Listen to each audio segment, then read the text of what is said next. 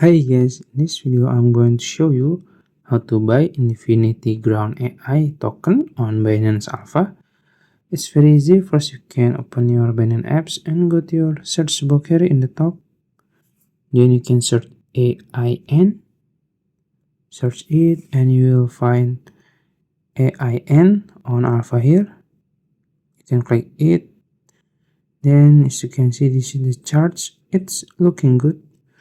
And you can see the info here in the top. You will see the details like 24-hour high, low, and the volume.